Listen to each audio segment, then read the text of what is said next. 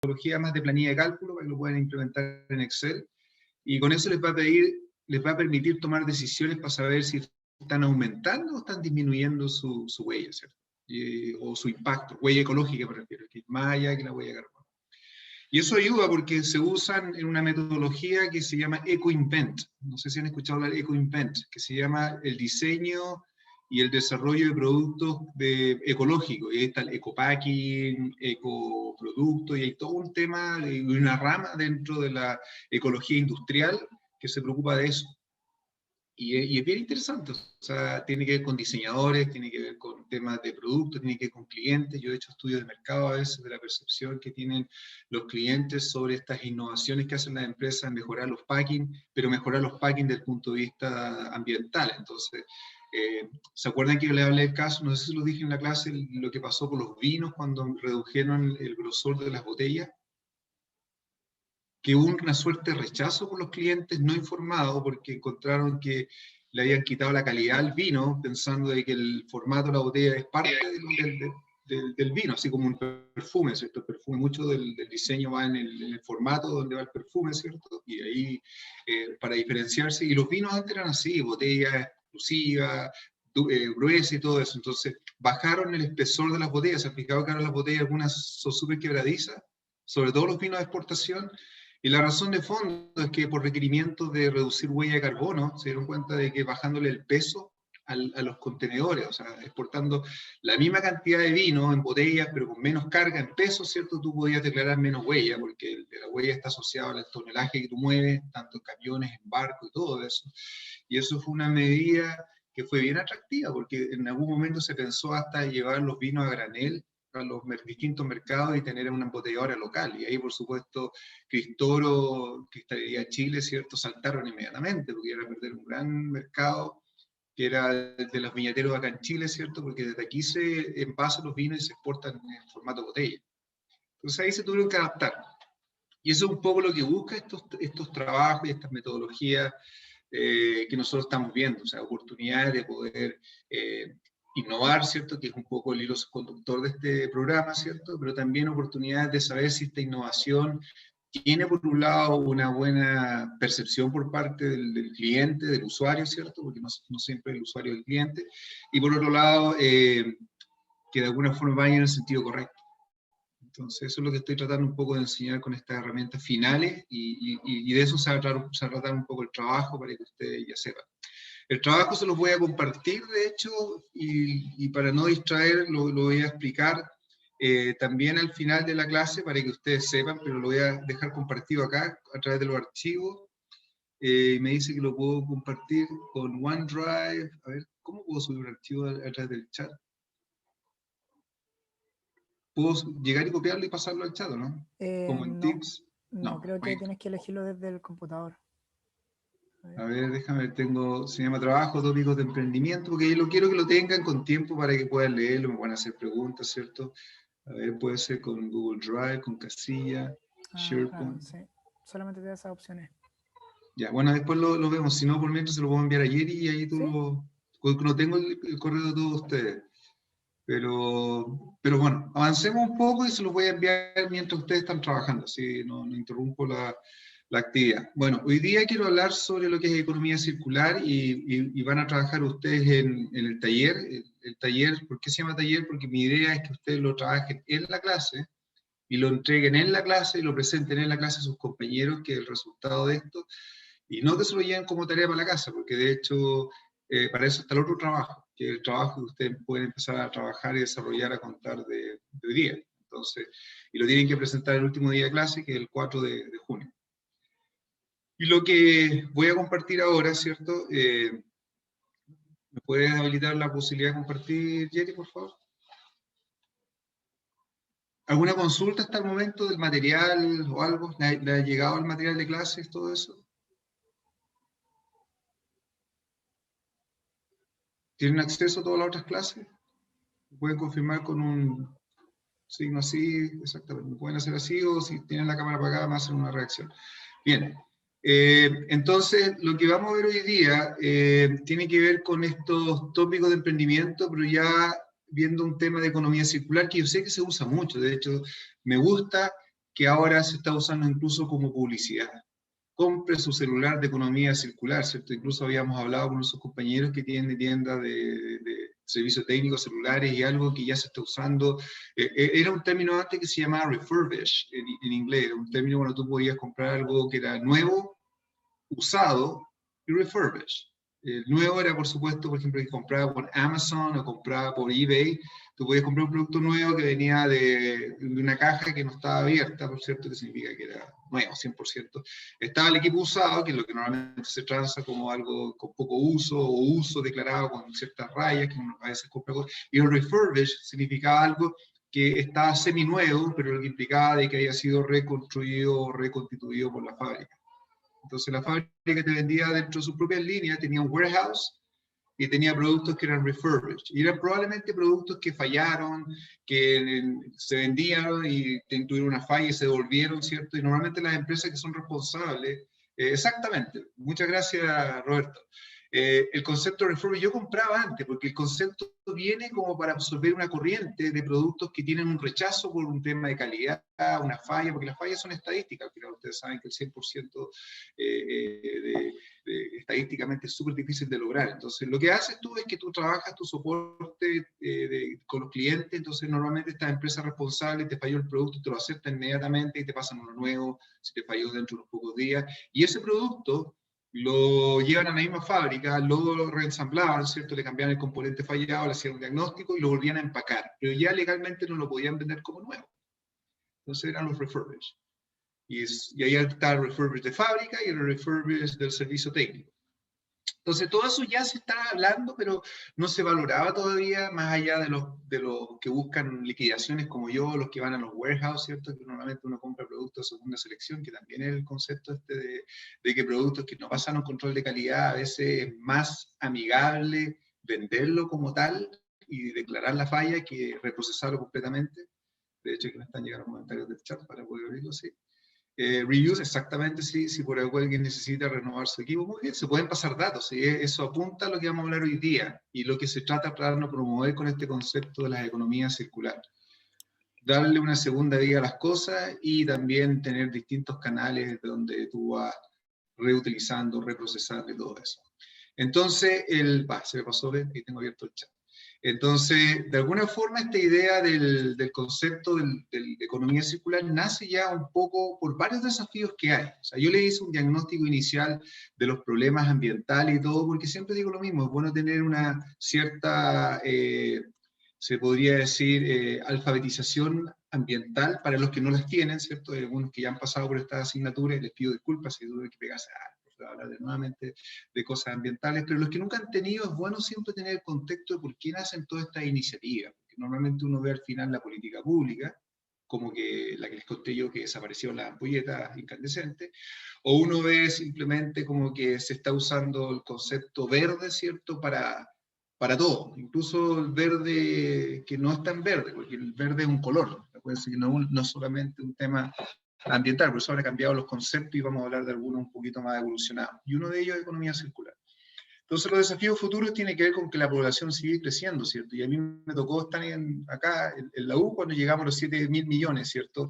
Y ahora vamos para los 9.000 millones y el desafío es que se usa cada vez más recursos, ¿cierto? Y se acuerdan que están todas estos boletines y estos reportes donde más de alguna vez ustedes han seguido de que a principios de año, más o menos como en esta fecha, porque hace poco se celebró el Día de la Tierra, se dice que hasta aquí se acabó la cuenta, empieza la cuenta corriente, la línea de crédito del planeta. ¿Conocen ese concepto de la línea de crédito del planeta? Que significa que se toman ciertos días del año donde los productos y los recursos que se están sacando, los renovables, se pueden renovar. Y ahí en adelante estamos usando más recursos de los que son capaces de renovar, ¿cierto? Que implica usar productos de origen vegetal, ¿cierto? Árboles, todas estas cosas que de alguna forma. Entonces eso preocupa si uno lo empieza a entender como señal, porque significa que estamos agotando los recursos, que sean renovables. Si ustedes usan más recursos de la capacidad de renovación natural de ellos, ¿cierto? Y va a llegar un momento que se van a quedar sin el recurso. Y eso, yo lo vi, o sea, en mis tiempos vi cómo desaparecieron las machas del EU, ¿cierto? El que conoce el EU era famoso por machas, ¿cierto? Ahora muchas de las machas las traen de afuera, mantienen pero ya no están los bancos de machas naturales ahí porque casi todos los eliminaron y un montón de productos locales han desaparecido de los mercados, ¿cierto? Producto de esta sobreexplotación y eso que eran renovables. Entonces, así se ve. Entonces, eso implica que si son más personas al 2030, ¿cierto? Van a haber más desafíos para poder abastecer de productos, ¿cierto? Tanto de consumo diario, ¿cierto? Como alimentos, como también de productos de consumo de bienes, ¿cierto? Como tecnología y todo esto. Y esos desafíos son los que se están planteando. También habla de que la cantidad de los combustibles fósiles y todo eso se sigue aumentando, y a pesar de que nosotros estemos como súper viendo con buenas vibras que viene todo el tema de la electromovilidad, que de hecho yo encuentro que va a ser muy revolucionario si esto efectivamente se cumple. Acuérdense que los combustibles fósiles también se están usando para mucha producción industrial, ¿cierto? Para los petroquímicos y otros productos que se hacen a partir de combustibles fósiles. Entonces, aunque salga una corriente importante de consumo directo a través de los vehículos, se va a seguir usando industrialmente y con procesos de combustión. También los aviones, yo hasta el momento no conozco ninguna aerolínea que va a volar eléctricamente, ¿cierto? Entonces, y los aviones consumen mucho combustible, que es queroseno, ¿cierto? Entonces, piensen que se va a seguir consumiendo, los barcos van a seguir muchos de ellos todavía con petróleo, otros están yendo a modalidades híbridas, ¿cierto? Incluyendo GNL. Entonces se espera que independiente de eso, bueno, se va a modular, pero se va a seguir duplicando el consumo, y sobre todo en los países que se están desarrollando. Nosotros lo vimos que el síntoma del aumento de consumo de energía. Se espera también una mayor generación de residuos si no se hace nada, y en el 2050 se espera que esto aumente considerablemente. Por lo tanto, lo que se está buscando ahora es forma de poder trabajar y reducir los residuos. Pues ahí viene el concepto de economía circular, de que esto fluya y no simplemente sea algo lineal. Entonces, por eso salió el nombre circular, y como lo vamos a ver adelante. Y por supuesto, otro desafío es que también, como va a haber más demanda de muchos de los productos esenciales, ¿cierto? Materias primas, todo eso, se espera que también los commodities suban de precio. De hecho, mejor prueba de ello, nosotros celebramos que por un lado sobre el cobre, pero también es una señal de que te suben los productos electrónicos, te van a subir, porque es materia prima para producir muchos de los productos electrónicos, ¿cierto? Entonces, cuando sube el precio del cobre, Chile celebra, pero indirectamente es un commodity que se usa para la elaboración de muchos productos de tecnología, me refiero de electrónicos, y eso está relacionado, ¿cierto? Está relacionado con el subo de los hardware, de muchos productos. Y eso también se prevé, que van a incrementar considerablemente, por lo tanto, va a tener a buscar a poder reciclar o reutilizar muchos los materiales y no simplemente depender de materias primas puras, como lo que produce Chile, que es cobre a partir de producción primaria, ¿cierto? Otros países están desarrollando tecnología para sacar cobre y otros metales de los residuos electrónicos para no depender no solamente de un producto no renovable, que es el cobre de la tierra, sino también para no depender de los impactos del precio, ¿cierto? Y si en la medida que siga subiendo el cobre, por ejemplo, un ejemplo que ustedes saben que está en precio histórico ahora, probablemente más atractivos se van a ver estas tecnologías para poder de alguna forma no depender de estos pocos productores de cobre, entre ellos Chile. Entonces, por un lado nos favorece, pero si uno entiende la historia me preocupa, porque nosotros vendemos el cobre, pero después somos muy fanáticos de comprar la tecnología que usa este cobre para después producir. Y si el cobre sube, va a subir la tecnología. Y por otro lado, muchos de los materiales y todo esto que se producen a nivel primario, ¿cierto?, son responsables de una gran cantidad de emisiones de gases de efecto invernadero, y se prevé que hasta el 90% de estas actividades son responsables de la pérdida de la biodiversidad, ¿cierto?, y consumo de agua. Más que piensen ustedes. ¿Quiénes son los que se están comprando los derechos de agua en el norte? Las mineras, ¿cierto? Y ahí eso genera un conflicto social, un conflicto ambiental de partida, porque el recurso ya no fluye libremente, ¿cierto? El poco recurso, pero por otro lado genera conflictos sociales. Y eso se ve en mucho de economía, o sea, hablábamos antes de la palta, ¿cierto? Pero aquí estamos hablando de algo que es mucho más identificatorio de Chile, ¿cierto? Que los principales conflictos del norte lo pueden buscar en el mapa, el atlas de conflictos sociales del mundo, ¿cierto? De casi todo el norte de Chile está con conflictos en torno al agua y actividades mineras. Y también, por supuesto, asociado a la contaminación que esta genera. Entonces, el cambio de paradigma lo hemos hablado, y aquí quiero que ustedes vean si conocen algunos de estos conceptos de más abajo, porque por supuesto los objetivos sociales y ambientales son una forma de abordar esto cuando tú lo incorporas dentro de tus organizaciones, o sea, que la organización ya no tenga solamente objetivo de generar valor, ¿cierto? Que normalmente cuando uno presenta estos famosos Canvas, que ustedes ya lo deben haber hecho más de alguna vez, lo primero que uno le pregunta es la propuesta de valor, ¿cierto? Y la propuesta de valor muchas veces incluye elementos de diferenciarse y de generar ingresos y todo eso que está asociado después de los canales, pero cuando tú lo ves como empresa, tú también incluyes dentro de tu misión, de tu visión, objetivos social o aspectos sociales y aspectos ambientales, porque tú quieres de alguna forma también tener aceptación por parte de la sociedad como empresa. Sobre todo en el contexto de ahora de que a mí me preocupa lo que está pasando políticamente en Chile, pero el concepto de como que le dicen que si la empresa lo hace mal, lo mejor que podemos hacer es estatizar el servicio.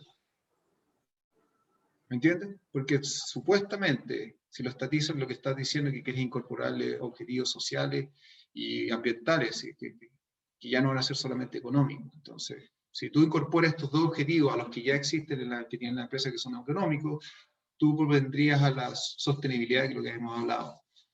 Por otro lado está la RSE, ¿cierto? Que yo creo que la conocen ustedes, la responsabilidad social empresarial. ¿Conocen el concepto de valor compartido? Eso, porque los otros son más tradicionales, pero el concepto de valor compartido ustedes lo han escuchado hablar, que es una filosofía de Porter, de hecho, del mismo que el padre de las fuerzas de Porter. Y él establece el concepto de que si tú trabajas bajo este esquema como organización, tu éxito como empresa en el territorio deberías también compartirlo con las comunidades que están en tu entorno, tu área de acción. Entonces tú trabajas con ellas para que si a ti te va bien, también a ellos les vaya bien contigo, trabajando o no trabajando contigo. Entonces eso cambia un poco la forma en que las empresas interactúan después con sus vecinos, o sea, pasa a ser un buen vecino. El otro que son las huellas ecológicas, que sí lo vamos a ver en clase, porque les voy a enseñar algunas para que hagamos cálculos. Lo que vamos a ver hoy día, que es economía circular, que es otro cambio de paradigma, ¿cierto?, en el concepto del desarrollo sostenible, incorpora a las personas, que habla del concepto de personas, prosperidad, paz, alianza y planeta. Y han escuchado hablar de este otro, que esté un poquito más rebuscado, pero también van a entender la lógica, que se llama simbiosis industrial. Ustedes saben lo que es una simbiosis, ¿cierto?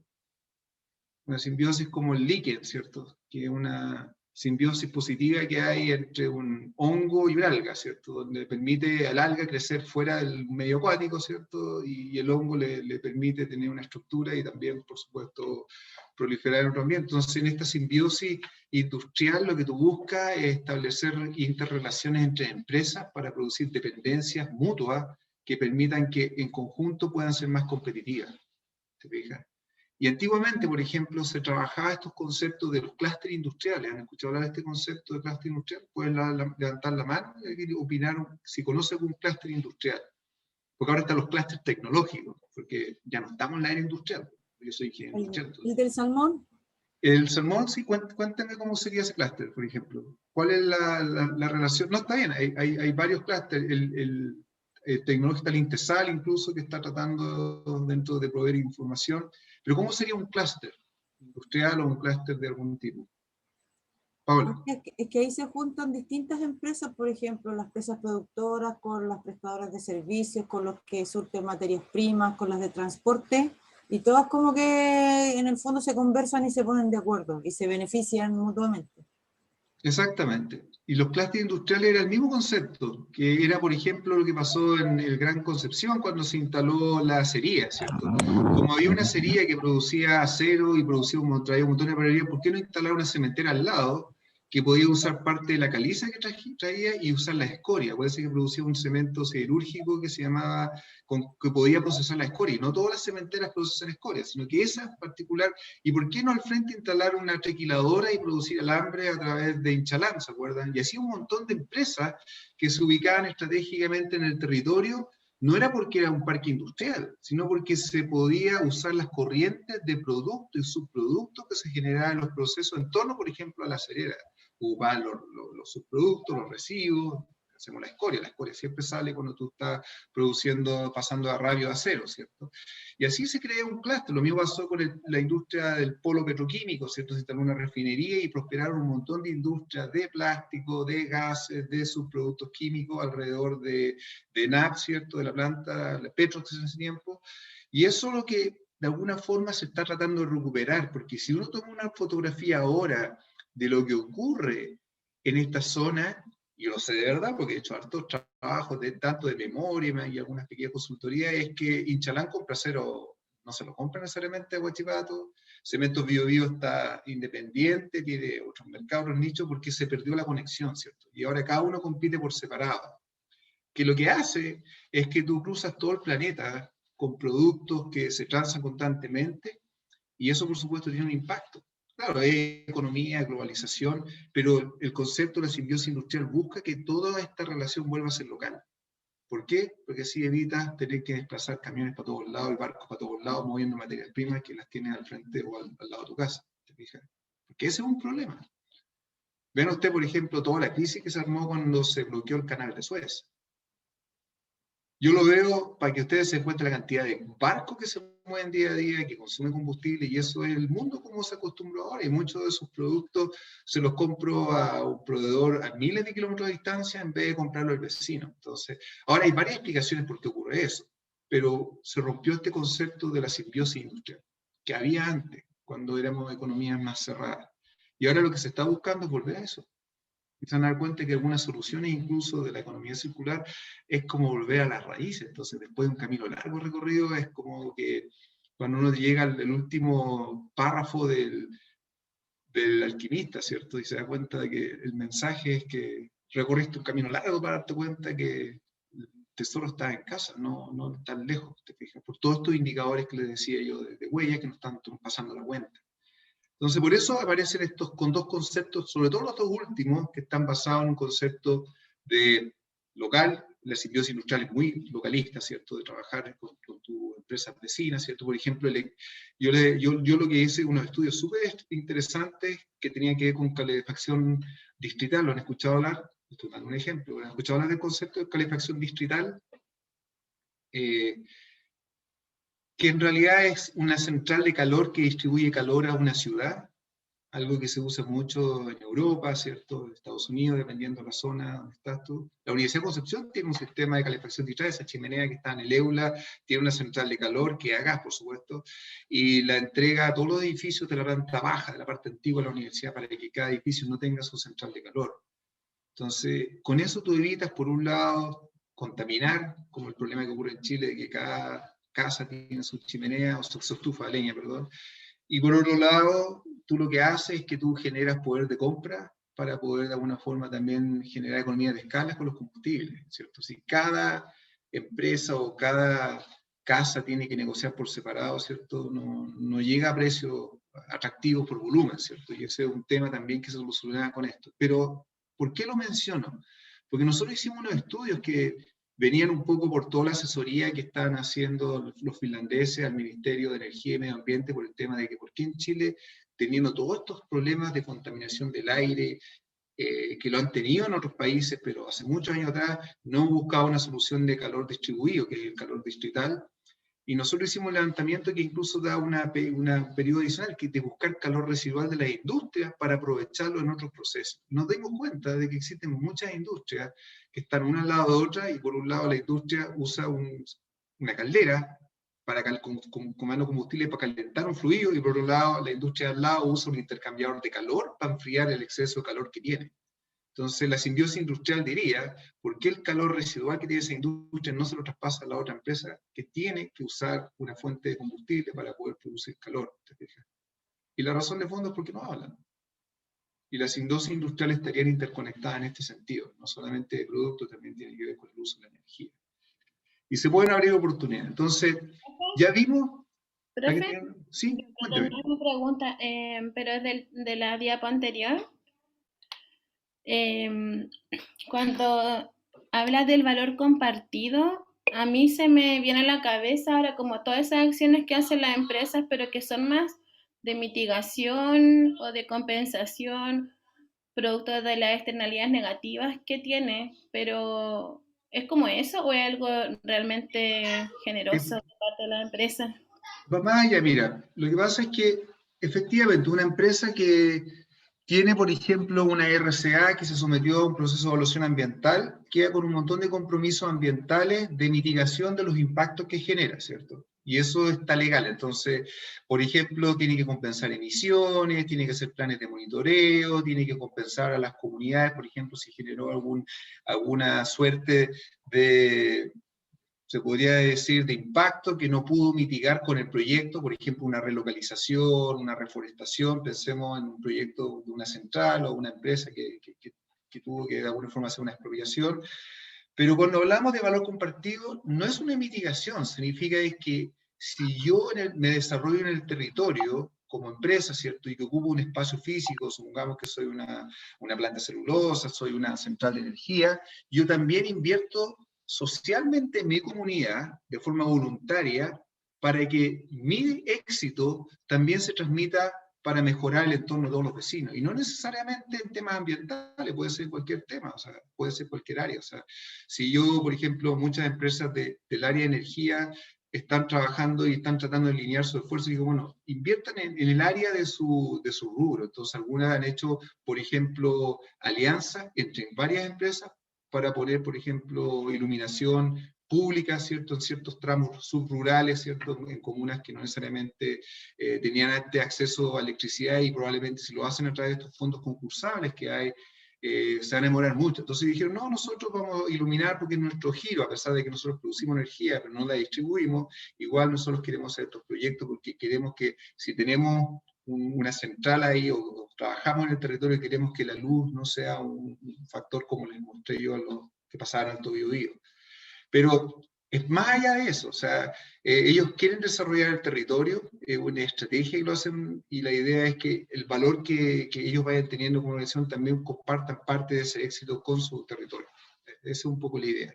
Que es distinto a la RCE, porque la RCE a veces, si no lo hacen bien, puede pasar a ser como una suerte de donación, y la donación es filantropía para mí. Entonces, acá es distinto, es trabajar con una ruta con tus comunidades y trabajar con ellos, o sea, no es para ellos, sino trabajar con ellos para decir cómo podemos mejorar este entorno. Entonces, si ellos quieren, por ejemplo, en este concepto de valor compartido, después poder contratar a trabajadores, y la típica excusa es que la gente localmente no tiene capacidad, ellos forman personas allá, más allá de que no necesariamente todos trabajen en la empresa, pero les generan un montón de competencias, ya sea a través de programas, a través de becas que les pueden entregar para que estudien en programas que existentes, pero la idea es que al raíz a la suma mejoran estos indicadores sociales de educación y todo eso. Ese es un poco el concepto que hay detrás.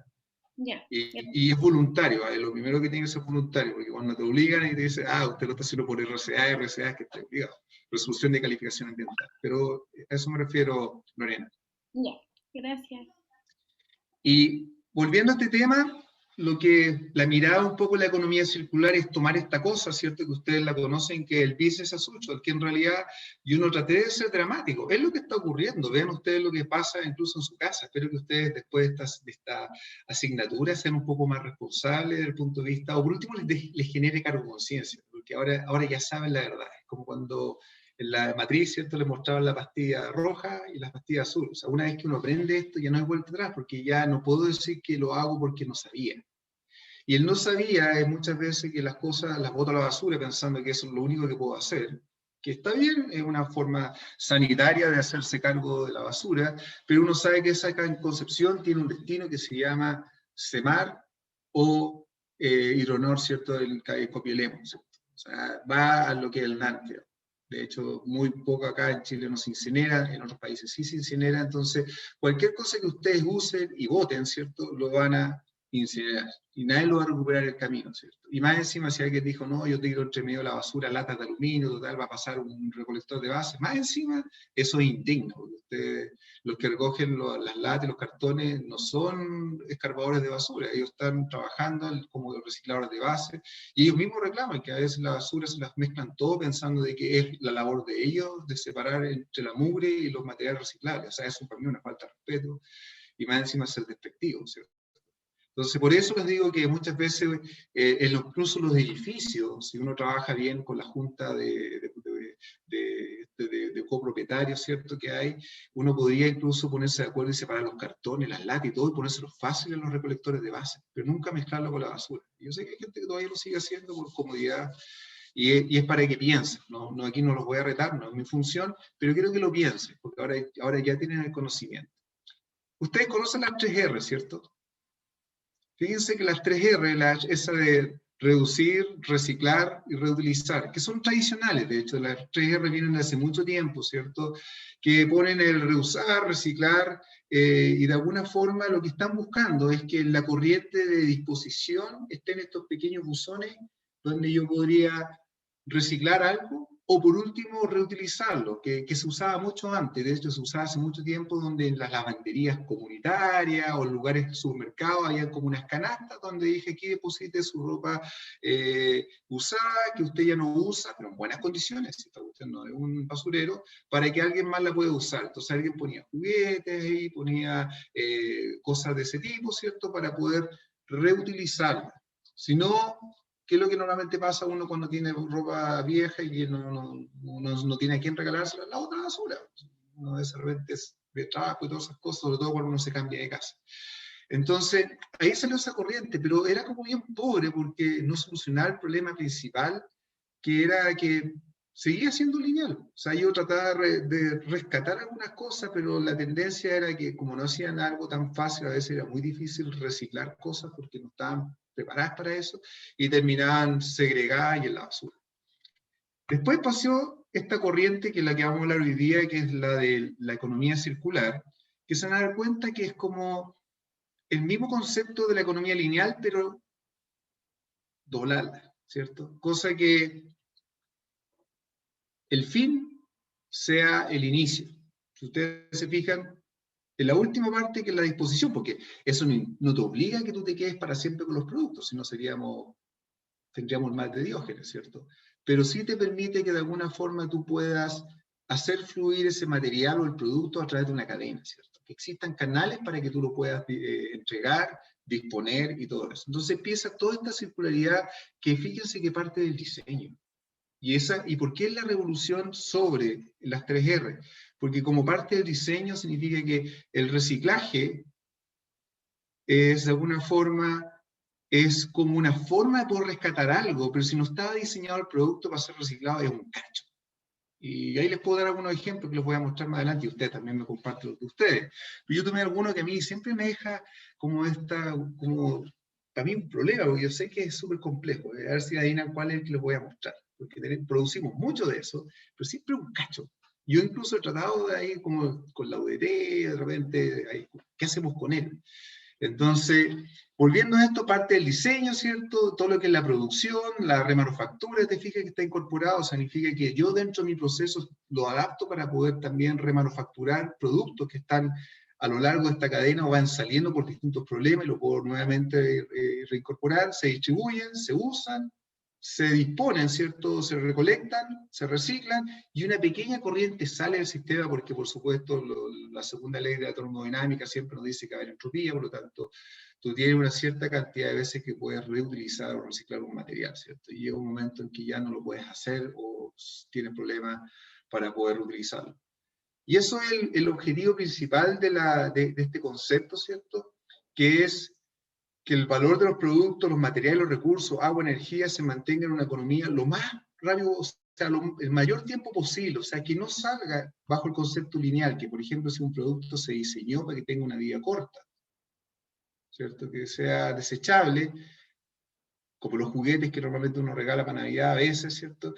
Que uno los regala en diciembre, ¿cierto? Y ya están en la basura en febrero. Entonces eso es penoso, cuando uno de repente ve los rellenos sanitarios, pues aparecen juguetes y todo eso, no duraron mucho, se rompió, se quebró, da lo mismo, no le gustó, salió uno copiado, da lo mismo. Entonces la idea es que tratar que todo esto, el agua, toda la energía que se usó, se mantenga en la cadena. O sea, significa que por último, si no lo puedo reutilizar, que puedo usar el material para otra cosa. ¿Te fijas? O por último, si no puedo usar el material para producir el mismo producto o producir otro producto, lo puede aprovechar energéticamente. Por último, entonces por eso habla de esta economía y van a ver las distintas corrientes. Y fíjense que aquí sale esta corriente de las 4 R, pues cuando alguien dice, oye, las 3 R no es suficiente, porque de partida reutilizar, reciclar, reducir, funciona bien cuando uno lo ve voluntariamente, pero muchas veces uno no puede reciclar un producto porque no está pensado para que se recicle, o no lo puedo reutilizar porque se rompió, se gastó y no tiene cómo poder usarlo de nuevo, ¿cierto? Y así muchos otros problemas que hay. Y fíjense que esa R siempre he tenido esta discusión, porque algunos dicen que es recuperar, pero tiene varias, según como ustedes la busquen: recuperar, repensar, rechazar, reeducar, reinventar. O sea, la cuarta R tiene varias interpretaciones según cómo uno quiera darle el discurso a esto. Y a mí me gusta no recuperar tanto, porque recuperar no sigue siendo cómodo, porque cuando alguien quiere recuperar, genera un canal así como que se haga cargo de los residuos que yo genero. Entonces, lo que están empezando ahora es el mining de los rellenos sanitarios. ¿Han pensado esa teoría? La filosofía es que hay tanta basura enterrada en el mundo, ¿cierto? Y particularmente los rellenos sanitarios del mundo, de que a esta altura puede ser atractivo empezar a escarbar la basura para recuperar materiales, plásticos, metales y todas esas cosas que están enterrados, botellas, ¿cierto? Y eso puede ser recuperar. Pero tampoco a mí me gusta, porque nos soluciona el problema de fondo, que no nos cambian los hábitos. Y cuando nosotros seguimos actuando igual, ¿cierto? No nos educamos, ¿cierto? Y no hacemos cambios generacionales. Entonces, por eso me gusta más el repensar, que les digo yo, de pensar, rechazar. Conocer el concepto de rechazar significa que si no cumple mi expectativa o me genera un problema a mí, yo rechazo ese producto. Por ejemplo, si me entregan un producto lleno de packing que no puedo reciclar, por eso se los comenté, como el Ailapol y todas esas cosas, que es el polietileno expandido, yo rechazo ese packing. No, yo no quiero eso, lléveselo usted. Y eso hace que de repente uno vea que en algunos países la gente se lleva los electrodomésticos, todo lo saca a las cajas, ¿cierto? Lo entrega a la empresa y se lleva el puro electrodoméstico y lo mete a la cajuela del auto. Y uno dice, pero está loco la caja. No, es que esa caja para él es un cacho. Por todos estos materiales que después él es responsable de reciclarlo, eso por el tema de que hay multas si tú lo botas a la basura. Y está, por supuesto, el tema de reinventar, que es lo que quiero que ustedes hagan hoy día en el taller, ¿cierto? O repensar las cosas para que de alguna forma podamos buscar mejoras, porque lo que te está diciendo la economía circular es algo que normalmente nosotros nos olvidamos desde que somos niños, de estos famosos juegos de juntar los puntitos. Y cuando uno juntaba los puntitos era buscar las relaciones que habían, y cuando nos desconectamos, nos desnaturalizamos, o sea, caímos en el consumo irresponsable que llamo yo. Y eso significa que no se trata de revolucionar el mundo, sino se trata de implementar una forma de pensar económicamente que sea circular y no lineal, donde las empresas tengan obligación y responsabilidad en todo este proceso, que no sea solamente el caso de ustedes, o como hablaba Diego, o hablaba yo, que tengo una ruma de porquerías que no he podido reciclar, pero yo las tengo limpias, separadas, porque si no se ponen de onda, y ahí el conserje me va a sacar todo. Entonces yo le dije a él, no me toque esto, pero si te quieres llevar las latas y las quieres vender, llévatelas. O sea, yo le dije a él que todo lo que el país le sirva se lo puede llevar. Entonces, se llevaba el aluminio antes, pero ya está ahí, de nuevo se está acumulando. No es que tome mucha cerveza, pero lo que más se acumula es aluminio. Entonces, de alguna forma, es eso, volver a reconectar estas cosas que yo les voy a mostrar unos ejemplos y ustedes van a decir, ah, sí me acuerdo, ¿cierto? Porque el concepto que hay detrás es que la basura es un error de diseño. O sea, si algo llega a la basura, es que el producto estaba mal diseñado. Y recuerden que esto es bien importante, porque ustedes ven de repente estos formatos que son súper convenientes por el tema de la moda. Ahora me tengo que morder la lengua porque con el tema del COVID nos volvió paranoico y todo tiene que estar individualmente envasado y sanitizado, entonces nos llenamos de packing. Pero no sé, usted le ha tocado de repente ir a comprar un producto que viene en una bandeja de Ailapol expandido, ¿cierto? Con wrapping, y viene a un producto unitario. Y uno lo quiere así porque me da la sensación que es mejor que en vez de sacarlo de un granel, ¿cierto? Y llevármelo. Entonces, cuando yo compro ese producto, que es muy atractivo y conveniente para mí por el tema de que viene individualizado, viene sellado, yo me estoy llevando a la casa un wrapping que no lo puedo reciclar, lo boto a la basura, y el Ailapol, que es el polietileno expandido, ¿cierto? Que es esta bandeja de Plumavit, que nosotros le decimos, que es basura además. Entonces, yo estoy contribuyendo a contaminar eso, pero parte por la forma en que se presenta el producto, ¿cierto? Que está en un envase que nunca fue pensado para que se reciclara, ¿te fijas? Pero estamos acostumbrados a comprar así. Alguien dice, yo voy a comer sano, y me compro una bandeja de vegetales, La picados, lechuga. todo eso, la lechuga y todo eso, y viene con Aglabol, que yo le digo que es Una bandeja política de expandido. nylon. Exactamente. ¿Y qué El hacen otro con día eso? estaban hasta los plátanos envueltos en film. Exactamente, pero el problema es que lo hacen porque los consumidores prefieren así por el tema de que aparentemente es más, de alguna forma, higiénico, todo eso, pero yo digo, claro, pero esa cuestión genera donde hay alguien que prefiere llevarse miles de pequeñas botellitas, ¿cierto?, de agua, hay que comprar un de estos bidones grandes, ¿cierto?, de agua, por el tema de la comodidad. Entonces acá se los hago para que lo piensen ustedes de que la basura, bajo este concepto, es un error de diseño, porque si yo no lo puedo recuperar, no lo puedo incorporar en la cadena, significa que lo tengo que disponer como estos materiales que no tienen capacidad de poder ser recuperados, por lo menos de forma fácil. Entonces yo tengo un montón de bandejas de Aglabol, porque por supuesto hay productos que no he podido sacarle el kit a ese y no sé qué hacer con ellos. Así que si alguien me da un tip, más allá de reusarlas para guardar otros productos, ¿cierto? Es un problema, porque efectivamente el diseño. Y aquí aparecen estos conceptos que, como les decía, estamos discutiendo, que habla de materias primas, ¿cierto? Que habla de la manufactura. En todo esto hay oportunidades de incorporar los conceptos de economía circular, ¿cierto? Porque habla de las materias primas, manufactura, la distribución y venta, ¿cierto? El consumo es bien relevante en la economía circular, porque es la vía útil que tiene el producto y el impacto que puede generar. Y después la disposición final o el reciclaje, que puede ser lo que de alguna forma puede ocurrir. Entonces, en esencia, la circularidad de esta economía significa que los productos ya no tienen ni inicio ni fin. O sea, tú puedes tomarla en cualquier parte de esa porque esto está girando. ¿Te fijas? Ya no es el fin, el relleno sanitario y el inicio, sacarlo de la tierra, ¿cierto? Sino que en cualquier parte de esta etapa, ¿cierto? La manufactura puede estar usando materias primas que están basadas en productos recuperados. ¿Te fijas? Y lo mismo, que es algo que uno empieza a utilizar. Bueno, tiene varios beneficios y esto es algo que ya no es solamente una moda de antes, sino que ahora es una estrategia que ya se incorporó de lleno en lo que fue, por supuesto, el Green Deal, que fue este pacto de la Unión Europea, ¿cierto? Pacto verde, porque lo establecieron como una meta de cumplimiento de varias cosas, entre ellas el tema de llegar a la neutralidad climática, ¿cierto? Y su desarrollo permite, por supuesto, está basado en una ventaja competitiva para poder de alguna forma competir globalmente. Porque ya no se trata de competir como empresas, sino que los países entre ellos tienen mucha responsabilidad y compromiso. Por lo tanto, si los países, como les decía yo, tienen estos compromisos del Acuerdo de París, los compromisos de la ODS, tienen un montón de compromisos como país, de los cuales Chile está adscrito, esto te permite desarrollarte y competir en un contexto de la globalización. Porque nosotros tenemos mucho miedo a la globalización, porque cuando uno habla de que competimos con importaciones de todos lados del mundo, ¿cierto? Ahora nosotros podemos orientar el concepto de economía circular y estos objetivos de países, es decir, bueno, preferamos lo local, no solamente porque genera empleo, que eso siempre se ha tratado de defender, pero no tenemos en muchos casos prospera, ahora podemos defenderlo porque tiene menos impacto y lo podemos demostrar. Y eso se puede alinear con los compromisos que asumimos.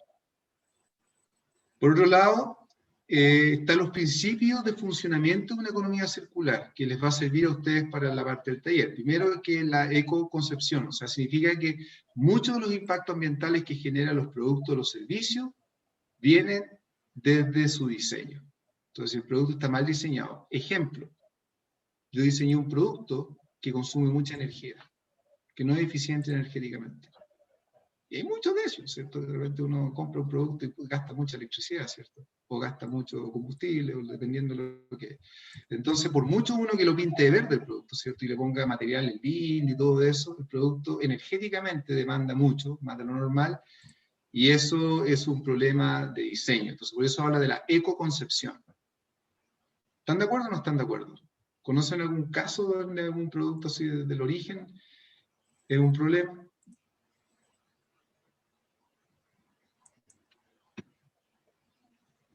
Vean ustedes la industria de los automóviles, cómo van ahora. O sea, han avanzado mucho para mejorar el rendimiento de los autos, para que no caigan por esto, porque el principal costo que tiene un vehículo finalmente es el consumo de combustible. Ahora con los precios de la bomba ahora, mayor razón, si está subiendo el petróleo no. Entonces se habla, y vean ustedes la visión de los países de Europa versus los vehículos americanos.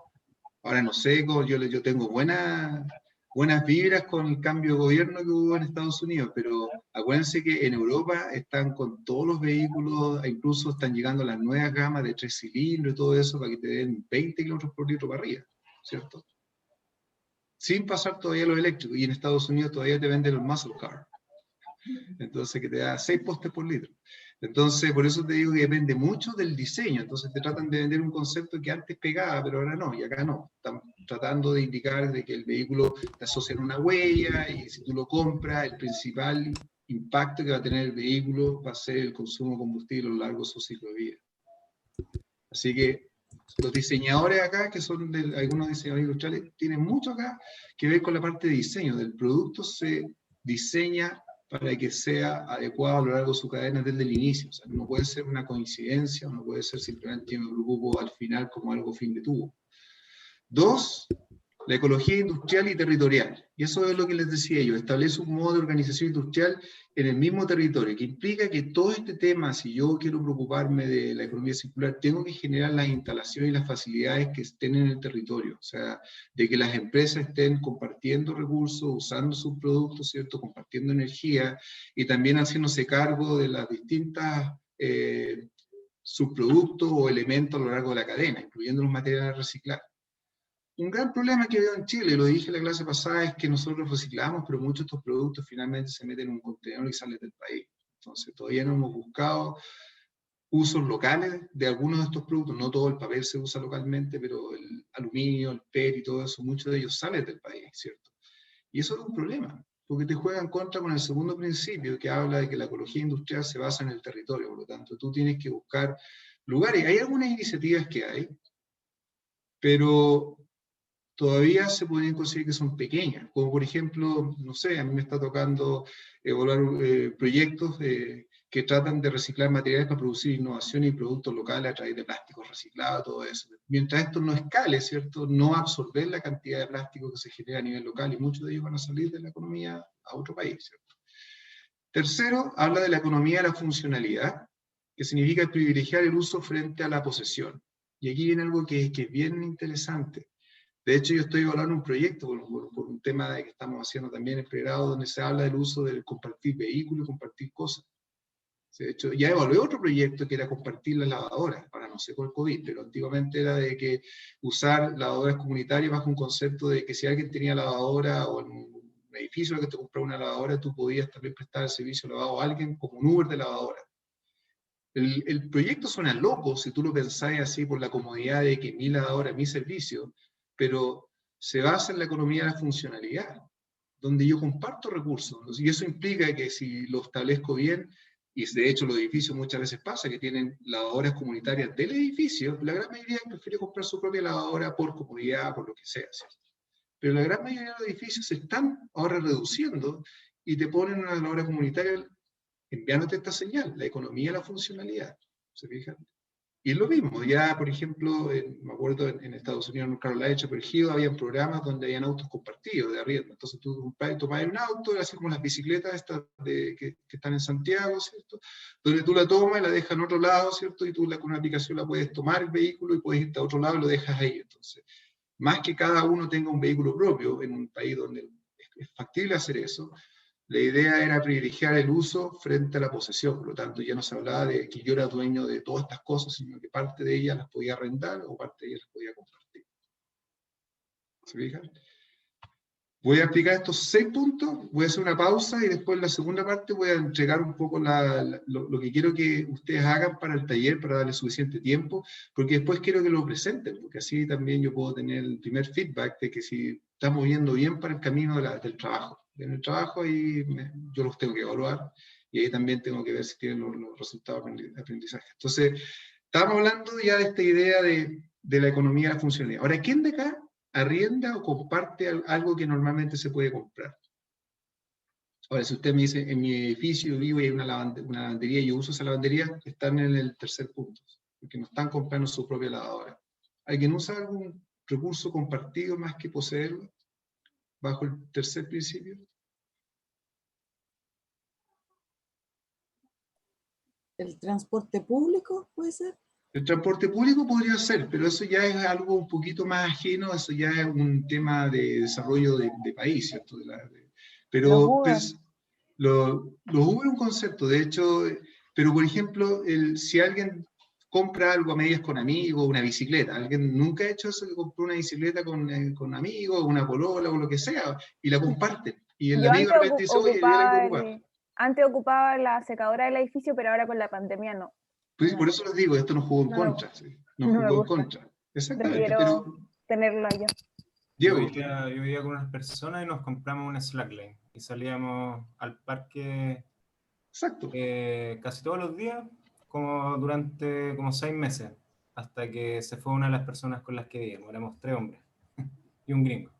Exactamente, porque ese concepto te apunta a eso. Entonces, fíjate que por eso requiere un cambio. O sea, entre que cada uno tenga uno, que probablemente lo puedan comprar y lo tengan arrumbado, compartir algo. Ahora existen canales de trueque y todo eso que también se hace cargo de esto, pero el principio es ese. El cuarto es, perdón, Se da mucho Claudia. ahora que está de moda el vivir con un rooming, donde se comparte todo al final, pues el internet, el refrigerador.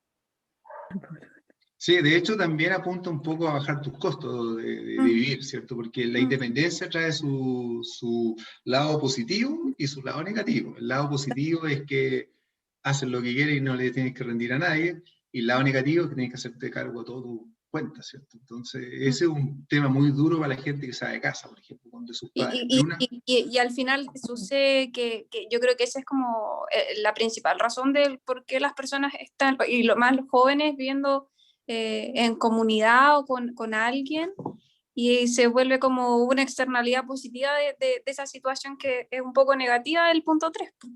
Exactamente. No, y de hecho, eso es un concepto que apunta al tema de compartir gasto y todo eso. O sea, el roommate es una persona que no tienes una relación sentimental, es una persona que comparte el espacio y que hace su vida y todo eso. Puede ser un amigo o puede ser una persona desconocida.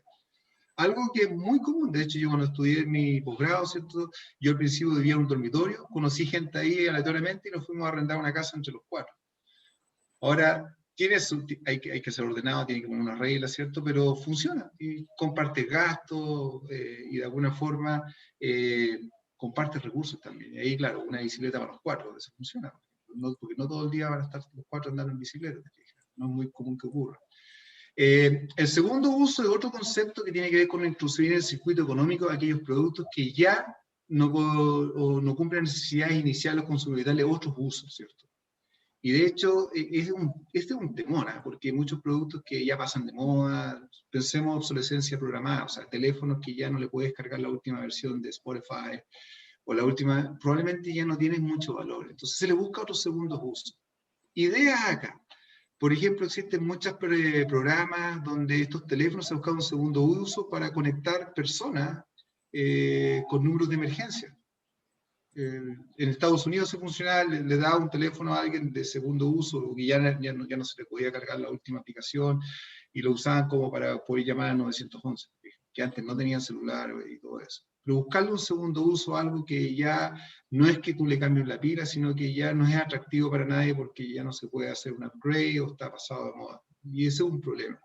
La ropa o distintas cosas, darle otros usos. Y eso implica repensar, porque ¿qué solución le podemos dar a muchos productos que pasan de moda, ¿cierto? O simplemente se descartan porque están con el famoso problema de la obsolescencia programada, ¿cierto?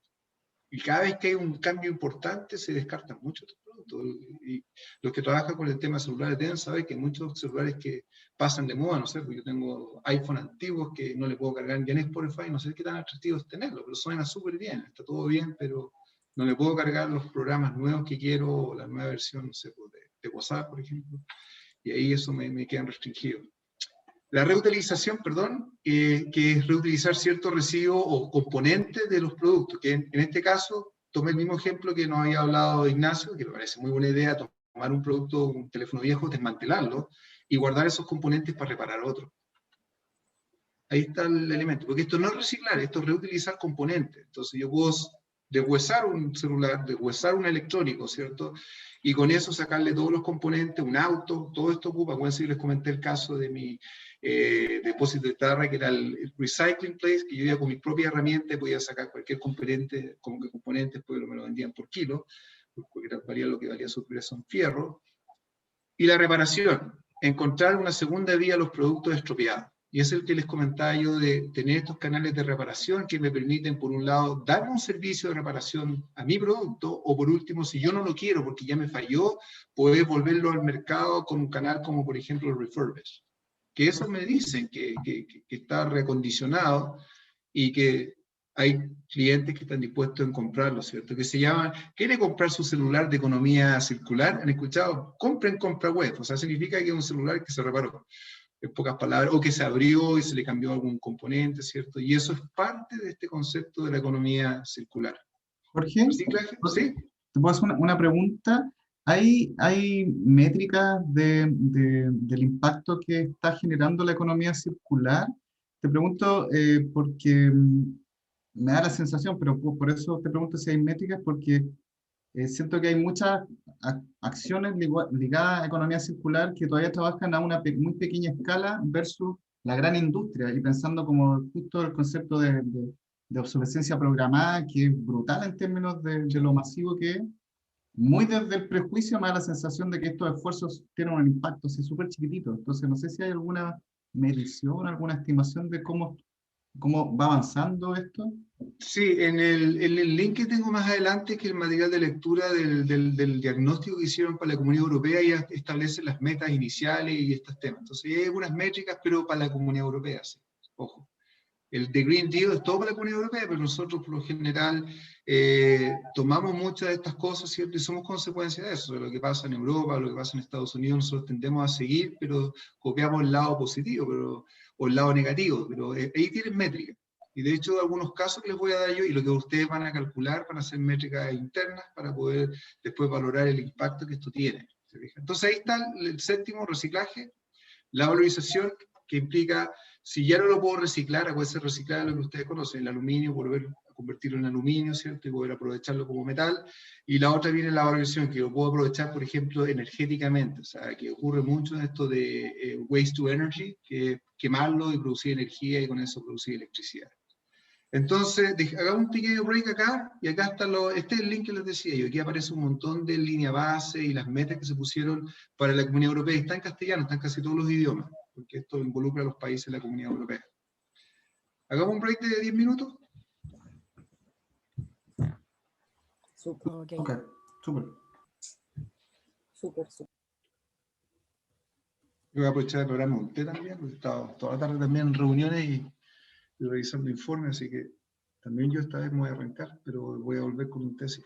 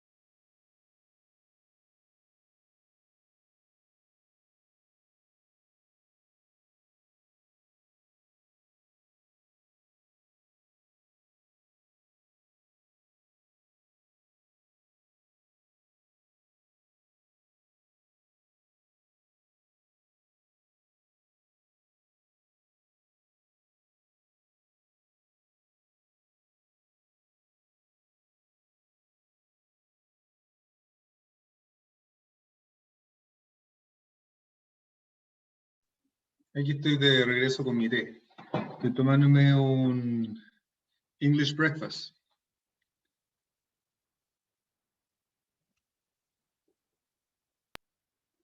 Ay, me encanta ese té. Yo me meto porque el tema es el té nomás. Ah. Exactamente. Es que yo soy mucho de té, pues, y el otro que me gusta es uno que se llama Early Grey, algo así. El Grey también es rico, sí, también es Sí. suave, también lo gusta a mí. Sí, lo amo. English breakfast, Early Grey son los que me gustan, exactamente. Sí, ya que no tenemos esos coffee que alcanzaron ustedes en forma presencial, dije, bueno, Pablo me contaba de ello, digo, bueno, voy a obtener buenos té y me compré unas galletas ricas también ahí como para de alguna forma estar al nivel del magíster, ¿cierto? Ya, pero ustedes van a tener en algún momento clases presenciales, pues así que ahí las van a poder disfrutar. Sí, por supuesto. Con creces.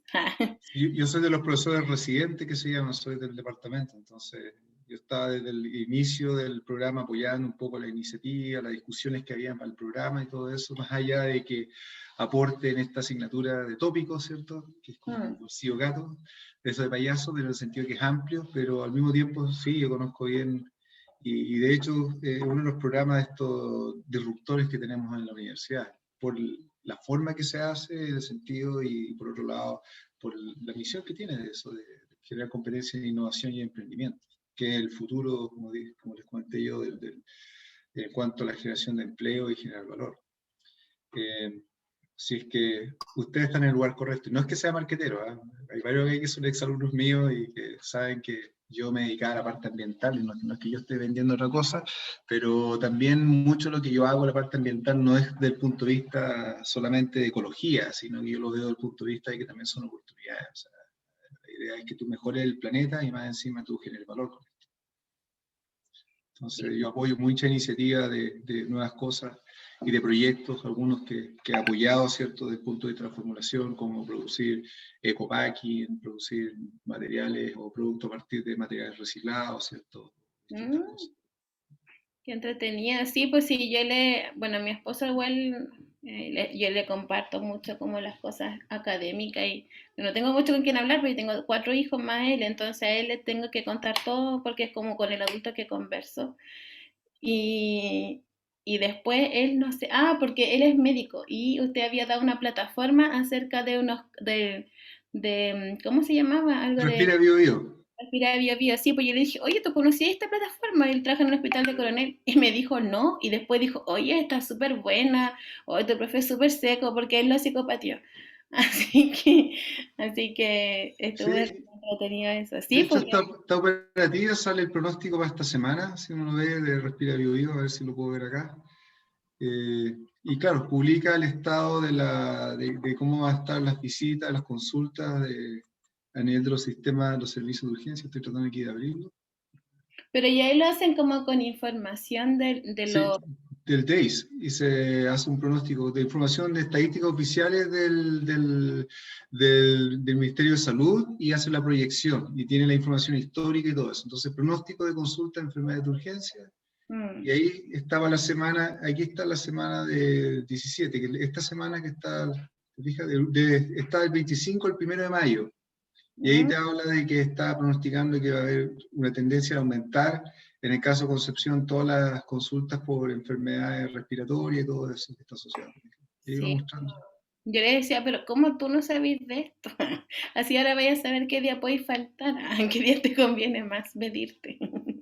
No, pero los valores están bajos, porque a pesar de que altos, fíjense que históricamente, en este momento hay 200 y tantos de predicción, pero históricamente eran 10 veces eso. O sea, si tú ves, por ejemplo, el año 2019, hasta misma altura, en Concepción, estábamos hablando de incidencia del orden de 2.685, y lo que hace que ahora la gente ya no va.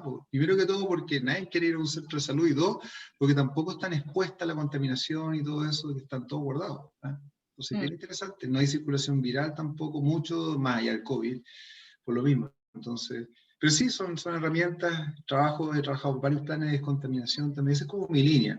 Pero también me tiro con proyectos de la línea de los de Corfo, los Innova, también en un proyecto que hizo esto, y también me tiro los Fondef, que son estos ideas, que también tiene un componente de innovación. De hecho, ahora tengo una actual que está trabajando con un tema de un biofertilizante a partir de lodo de la industria salmonera, Y hace poco terminé otro que también se basaba en el uso de aluminio para producción de tubos y elementos tubulares distintos, una tecnología que la habíamos desarrollado. Entonces, buscando un poco este concepto. Así que sí, son distintas áreas, o sea, esa es la parte de investigación, pero también apoyando algunas iniciativas de emprendimiento, de hecho, con el área de reciclar y empresas que han partido un poco con usando materias primas que son de origen de subproductos, residuos, materiales que se pueden reutilizar. Fíjense que voy a retomar la clase, estamos bien con la hora, para que después le deje el espacio para el taller, porque ahí quiero que ustedes piensen. Y más que pensar, quiero ver un poco cómo están asimilando la materia, entonces me sirve como diagnóstico, que tiene que ver con el concepto del Pacto Verde. Ahí les pongo el link para que lo lean, de hecho hay mucho material que está en línea, hay muchos reportes, informes, incluso la cronología, entonces más que yo le pase uno, ustedes pueden elegir qué les interesa de ahí, hay muchas métricas y pacto, y fíjense que lo importante de acá, que para que esto funcione, se tuvo que hacer un acuerdo así a nivel de Comunidad Europea, y por lo tanto los países adscribieron a esto, son como los acuerdos que se hacen, y eso implica que se van a tener que poner una serie de metas y compromisos a asumir para lograr esas metas, y por eso es bueno ese concepto de las políticas públicas, que mi colega, si bien es cierto, Pablo Catalán es el especialista de esto, si tú no tienes buenas políticas públicas o no estableces buenos acuerdos, es muy difícil que esto se logre, sobre todo en temas ambientales, por intenciones individuales, por lo que, de hecho, decía su compañero, uno no ve mucha lógica en esto, pero sí uno ve diferencias. Por ejemplo, si uno compra un cartucho de tinta en ciertos países, incluyendo Estados Unidos, original HP, por ejemplo, cualquier marca, uno abre el cartucho de tinta y adentro viene con una bolsa que dice que el cartucho cuando se gasta, pónganlo en la bolsa y lo ponen en un buzón de correo. Porque la empresa se hace responsable de la disposición final del cartucho. Puede ser que dentro de los residuos peligrosos están los cartuchos de tinta y los toners, ¿cierto? Y por eso existen estos buzones de recolección cuando uno organiza esto dentro de las empresas. De lo contrario, ¿qué es lo que hace normalmente la gente con los cartuchos viejos? De hecho, antes había mercados que se vendían, había gente que los compraba cuando empezaban recién a surgir las tintas alternativas. Pero ahora las tintas alternativas ya están tan masificadas que ya ni siquiera se producen localmente, sino que alguien las trae de una fábrica, entonces ya vienen de afuera incluso muchas de ellas. Pero antiguamente pasaba eso, abrieron muchos locales donde compraban los cartuchos, y ahora lamentablemente la mayoría de los cartuchos de tinta de los hogares se van a la basura, y eso es contaminante de las aguas, peligroso. Entonces, para evitar ese problema, no es que HP se preocupe en Estados Unidos o en ciertos países, sino que las regulaciones le obligan a esta empresa que se haga cargo de esos cartuchos y que no le traspase el problema al usuario, para que no termine con un cerro de tinta como ocurría cuando alguien era responsable. Entonces, a eso me refiero de la gracia de incorporar legislación y incorporar política a los países, de que establece una estrategia y las hace cumplir. Y uno tiene que bailar, como dice, al son de la música que uno pone, que son las regulaciones. Entonces ellos establecen esto y se pusieron bastantes métricas, ¿cierto? Que es bien interesante, pero esta es la que me gusta más. Dice que ellos quieren ampliar y usar la economía circular para poder lograr la neutralidad climática como bloque al 2050.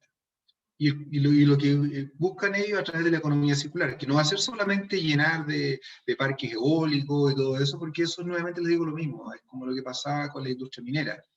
Estaban felices porque dejaban de usar combustibles fósiles que usaban a través de generadores, ponían un parque fotovoltaico, pero no hacían ninguna otra intervención dentro del proceso. Y yo lo que digo es que la economía circular tiene que ser disruptiva.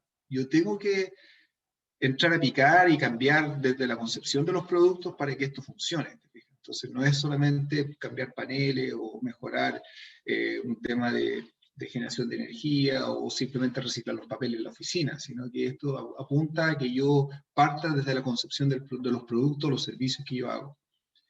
Y por otro lado, lo que busca es bajar la intensidad del consumo de energía del crecimiento del país, del PIB, ¿cierto? Y lo que busca finalmente es que los países sigan creciendo, pero no con tanta demanda de energía. Y eso también se puede lograr a través del concepto de la economía circular. Entonces, el Pacto Verde tiene varias aristas, ustedes lo pueden leer completo, ¿cierto? Yo traté de resumir las cosas como para engancharlo, y una de ellas es que el diseño de productos sea sostenible, o sea, y el 80% de ellos hicieron su diagnóstico, que el 80% de los impactos van en la fase del diseño, como les dije yo. Entonces, ahora va a implicar de que va a haber un espacio para los diseñadores y para los equipos de trabajo de las empresas de poder diseñar y mejorar los productos y servicios que ellos generan para que de alguna forma sean más amigables con el entorno, ya sea en los materiales, la capacidad de reciclaje, pero también el consumo de energía. Eso también es un indicador importante para esto. Por otro lado, esto que a mí me gusta, de hecho, porque dice que para que tú de alguna forma también se valore lo que haces y note la diferencia, tú tienes que empoderar a los consumidores. Entonces, por ejemplo, ¿se acuerdan el etiquetado que les dije yo antes de la huella de carbono y todo eso? Tú para que tenga sentido etiquetar un producto, tú tienes que empoderar a los consumidores. Como lo que pasó acá en Chile con los sellos, ¿se acuerdan? No bastaba nada más con ponerle semáforo a los productos, sino tenías que educar a la gente para elegir productos con menos sellos. De lo contrario, de hecho ahora, yo a veces estoy cansado y voy a comprar un de 3 sellos, así como un M&M, así, declarado que harta azúcar, sal, tiene de todo, tiene sabor rico. Pero yo sé que me puedo comer uno nomás, tampoco somos mojigatos. Pero el problema es que antes existía este problema de que si habían brechas de comprensión lectora, y lo que se hacía antes era solamente poner una tabla con la composición de productos, muy pocas personas podían llevar esa composición de productos a los impactos que podían tener efectivamente en su dieta. Porque todos los productos, o sea, la mantequilla siempre va a tener exceso de grasa, ¿cierto?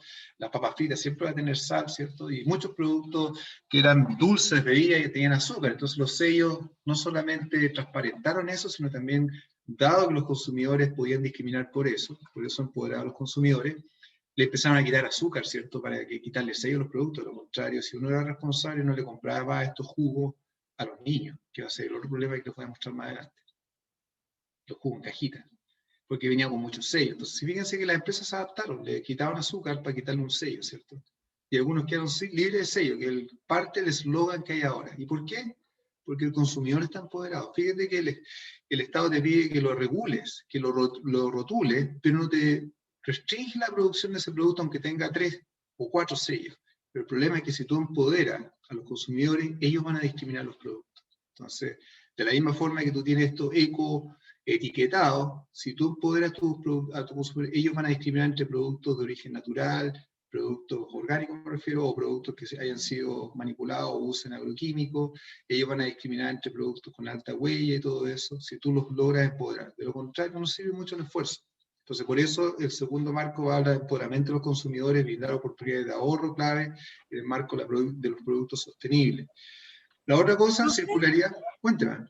¿Y cómo tú empoderas a los consumidores? Porque una cosa es llenar las cosas de sellos, ¿no es cierto? Y la otra es crear la conciencia de que, oye, no elijas cosas que tienen sello, o eliges cosas que tengan menos sellos. Usted lo acaba de decir, la conciencia tú la creas con educación, porque tú en realidad lo que le explicas al consumidor es que dice, estos productos a la larga te hacen mal porque muchos de ellos técnicamente son calorías vacías, entonces no te alimentan, no te nutren, sí, si bien es cierto te sacian el hambre, pero te va a generar problemas como, no sé, obesidad infantil o problemas ¿cómo se llama? Asociados a lo que es no está lleno de diabetes, pero resistencia a la insulina, distintos problemas que pueden haber, ¿te fijas? Entonces tú le dices las consecuencias que hay aquí, y acá en este caso, como no es nutricional, tú empoderas a los consumidores diciendo los impactos que va a generar. O sea, este producto va a generar empleo, no genera una carga ambiental tan importante, tú transparentas eso y le sacas provecho de eso. ¿Te fijas? Yo de hecho, por ejemplo, por mucho tiempo, y lo puedo buscar para hacer el ejemplo, yo uso harto papel.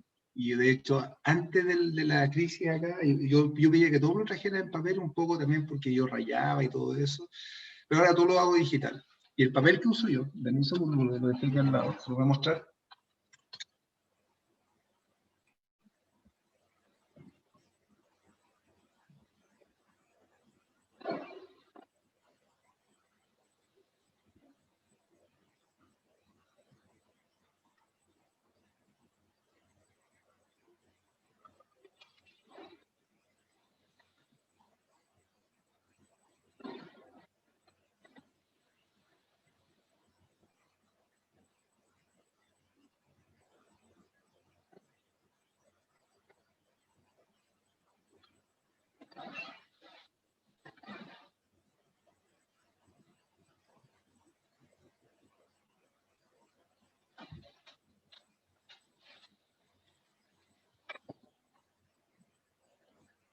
Lo había guardado y me lo reciclaron, no lo puedo mostrar. Ya, el papel que uso yo se caracteriza porque no está fabricado a partir de árboles, se hace a partir del bagazo de la caña de azúcar. ¿Y por qué? Porque normalmente el bagazo en el proceso de la producción del azúcar o de los licores, a partir del azúcar, se usa para combustión. Ahí trabajo yo, ¿cierto? Entonces, todo un tema de innovación, me acuerdo, era darle otro valor y valor agregado al bagazo, que todo lo que quedó después que comprimió el azúcar. Y lo que hacen es que lo muelen y lo transforman en pulpa celulosa. Y fabrican papel blanco. Reprograph es la marca del papel. Y yo lo compraba ese específicamente, no era más caro y todo eso, no era tan común, pero yo imprimía eso, entonces yo siempre decía, o sea, si tú hablas del concepto de la economía circular, se usaba como revaluación energética, pero es preferente producir un producto de valor, de mayor valor, como el papel, ¿no es cierto? Entonces mi papel no consumía árboles, entonces cuando alguien decía, oye, yo no imprimo porque quiero ahorrar árboles, es que esa es la concepción tradicional. Ya, Pero pero mi papel, Jorge, ¿sí? esa resma de papel, ¿cuánto te costaba? No, me costaba prácticamente lo mismo, como 2.600, 2.500 de tamaño carta. No había mucha diferencia en precio. Y la compraba en la librería Giorgio, por si acaso, si les paso el dato, lo pueden buscar ustedes. Verde, reprograph y todo eso. Y no era muy distinta, pero yo lo elegía por el concepto que les digo yo de empoderamiento de los consumidores, porque si yo sabía que el principal problema que hay detrás del consumo de papel es que tú estás consumiendo un árbol, y ahí sí eso no lo pueden sacar ustedes encima, es que este papel no, pues este papel al consumirlo yo evitaba de que normalmente el bagazo cumpliera su función de que era quemarlo. Y como yo trabajo en calidad del aire, para mí era como una salida mejor que quemarlo en el proceso, ¿te fijas? Pero porque yo, como respondiendo a Paola, porque yo me informé al respecto y conocí el proceso y por eso busco ese producto. Pero está en la librería Giorgio lo tienen, y a veces está ahí por chance. Pero si usted lee la etiqueta, dice elaborado 100% a partir de bagazo de la caña de azúcar. Pero sabes que en el tema de los alimentos, yo creo que si bien es cierto el gobierno hace un rol para empoderar a los consumidores, por un lado que las empresas informen, por otro lado empoderar a los consumidores haciendo campaña, ¿no es cierto? Pero hay un tema de acceso que yo creo que no está resuelto, porque las cosas que tienen menos sellos son en promedio son más caras de comprar. Entonces una Sí. familia promedio que gana el sueldo mínimo compra lo que alcanza a comprar nomás, y generalmente tienen sellos. Sí, mira, sí, eso es verdad, sí, estoy de acuerdo, pero no necesariamente aplica a todos los productos. O sea, por ejemplo, los jugos que no son naturales, que son estos jugos reconstituidos de todo eso, pensemos los guar y todo eso, le quitaron los sellos, quitando el azúcar, que fue el cambio que se hizo en las empresas grandes para seguir vendiendo, porque lo que implicaba es que si no tenías muchos recursos, a lo mejor le dabas menos jugo y le volvías a dar a tu guagua, a tu hijo, agua, que por mucho tiempo como que el agua era así como que te castigaba, ¿sí? Y después todo el mundo dice lo que necesitáis agua. No, pero verdad, ¿sí o no? A ver, nos faltaba el que decía, no sé, pero lo quiero decir muy fuerte acá, pero ya sabes que te portaste mal, no de tomar jugo, tomáis agua a la hora del almuerzo. O sea, ¿por qué? Y ahora en realidad agua es lo que necesito, el jugo no me hacía ningún bien. Pero a eso me refiero, pero en algunos casos, por ejemplo, el sello orgánico sí te puede generar un problema, pero porque es una variante. Pero, por ejemplo, en estos momentos, hablar de gallina feliz y huevos con producción natural, ser alimentado con maíz, no es muy caro en comparación a lo que era antes. ¿Te fijas?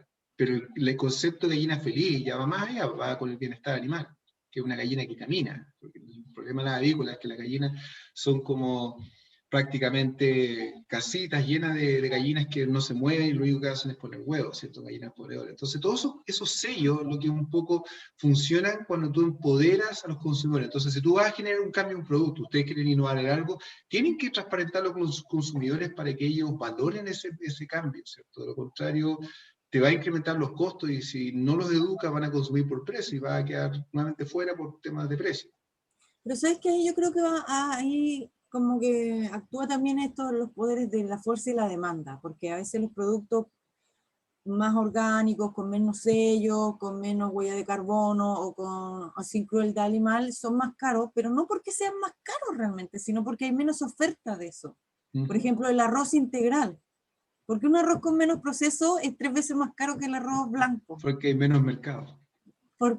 Claro, entonces sí. Lo mismo pasaba al principio con el tema de los huevos de las gallinas libres, costaban 2 o 3 veces más en el supermercado de lo que costaban los huevos blancos. Hoy día ya están más o menos parejos, pero generalmente pasa como eso. Entonces, manejan Mira, los precios horribles. el tema es súper interesante y yo te voy a dar un contraejemplo que yo encuentro absurdo, pero después me lo explicaron, me hizo sentido. Yo hace un tiempo atrás, tiempo sin pandemia, fui a tiendas grandes de retail, Sodimac, y compré una barra de estas de tierra.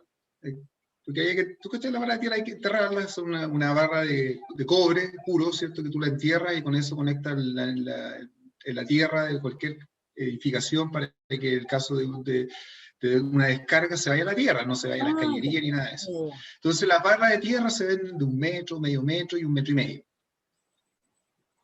No, de 1,75 m y de medio metro. Y la barra de 1 metro valía más barata que la de medio metro. Y yo decía, no, aquí hay algo malo en la etiqueta. Y fui a la caja y yo dije, ¿pero por qué?